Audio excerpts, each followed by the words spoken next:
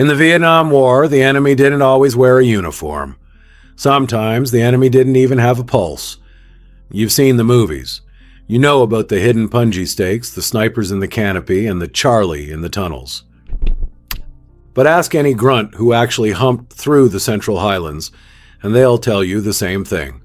The North Vietnamese army was the least of their worries. Imagine sitting absolutely still, waiting in silence to ambush the enemy. You can't move, you can't breathe, and a 6-inch centipede with a neurotoxic bite is currently exploring the inside of your fatigue shirt. Today, we're going beyond the firefights. We're diving into the biological nightmare of the Vietnam jungle, from the two-step snakes to the man-eating tigers that stalked U.S. patrols. We're looking at the psychological rot that broke men before the first bullet was ever fired, and the mad scientist ways the U.S. military tried to fight back against Mother Nature herself. Buckle up, the jungle is hungry. The creepy-crawly infantry. Vietnam wasn't just a country, it was a giant, humid petri dish. For a kid from Ohio, stepping off that plane was like landing on an alien planet where everything, literally everything, wanted a piece of you. Let's start with the leeches. These weren't your garden variety pond leeches. These were tactical geniuses. You had the water leeches and the paddies and land leeches that would drop from trees like tiny, blood-sucking paratroopers. Soldiers would finish a march, pull off their boots, and find their socks soaked in blood. The fix? Burning them off with a cigarette or dousing them in DEET. But if you pulled them off too fast, the head stayed in. Result? Instant infection. Then there was the mosquito. In the 60s, these weren't just a nuisance, they were a weapon of mass destruction. Malaria accounted for more casualties than actual combat in certain units. The Army issued orange and white anti-malaria pills. The problem? The pills gave you such violent diarrhea that many GIs risked the malaria just so they wouldn't have to drop their pants in a combat zone. And we can't forget the centipedes. These things are the stuff of nightmares. They grow up to a foot long, they're aggressive, and their bite feels like someone drove a red-hot nail into your skin. It wouldn't kill you, but it would put you in a medevac chair faster than a sniper's bullet. The two-step legends and lurking giants. Now, let's talk about the two-step snakes. In the bush, every vine was a potential predator. The most feared was the bamboo viper, small, bright green, and perfectly camouflaged. The rumor among the grunts was that if it bit you, you'd take 2 steps and die. Now, scientifically, that's a myth. You'd actually survive for a few hours of excruciating agony before your organs shut down. Much better, right? But the snakes weren't the only ones watching. Most people don't realize that American soldiers were literally being stalked by tigers.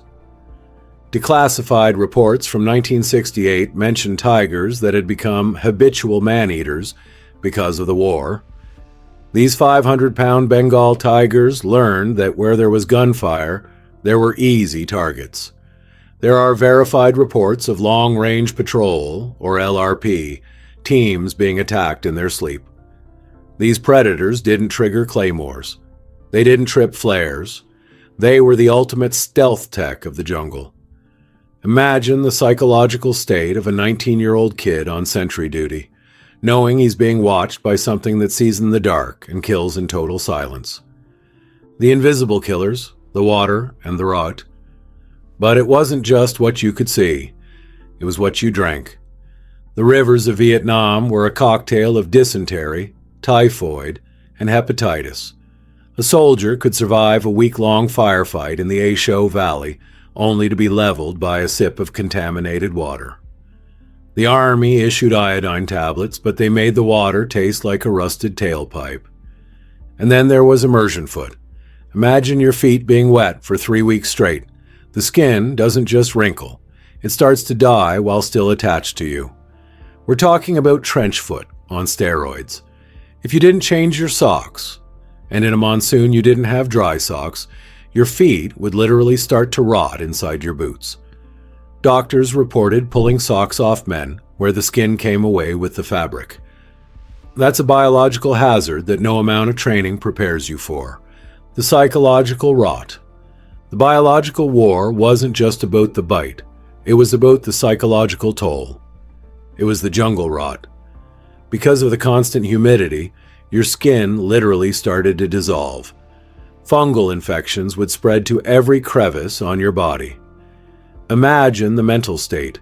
You're sleep-deprived, you're covered in sores, and you're in a constant state of hypervigilance. You can't tell if that rustle in the grass is a VC scout, a king cobra, or a tiger. This led to a phenomenon called the 1,000-yard stare.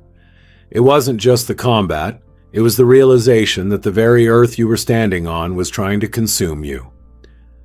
The environment was a 24/7 psychological operation. The military fights back, mad science. So how did the most powerful military on Earth handle a bunch of bugs and snakes? Well, they got creative. And by creative, I mean they went full mad scientist. First, there was bug juice. This stuff was almost 100% DEET. It was so strong it would melt plastic. Soldiers used it to start fires, clean their rifles, and occasionally keep bugs away. They would even mix it with hair oil or grease to make it stick longer.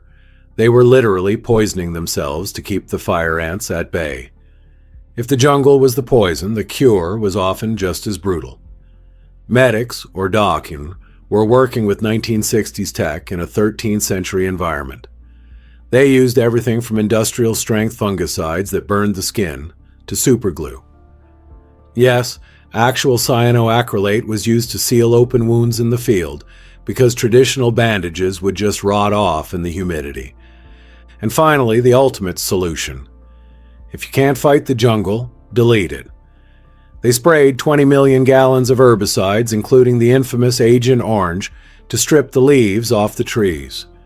It destroyed the ecosystem, but it also sowed the seeds for decades of health horrors for everyone involved. The lasting legacy. The biological war didn't end in 1975. For thousands of veterans, they brought the jungle home in their blood. The exposure to chemical defoliants and tropical parasites led to decades of health battles. The real enemy wasn't just the man in the black pajamas. It was a permanent change to their biology. When we talk about the scars of war, we usually mean the physical ones. But the microscopic scars? Those were the ones that truly never healed. The jungle didn't take sides. It just waited. If you want to see more of the hidden history of Vietnam, like the terrifying story of the ghost tapes the US played to scare the VC, let me know in the comments. Don't forget to hit like and subscribe if you survived this deep into the jungle with us. I'll see you in the next one.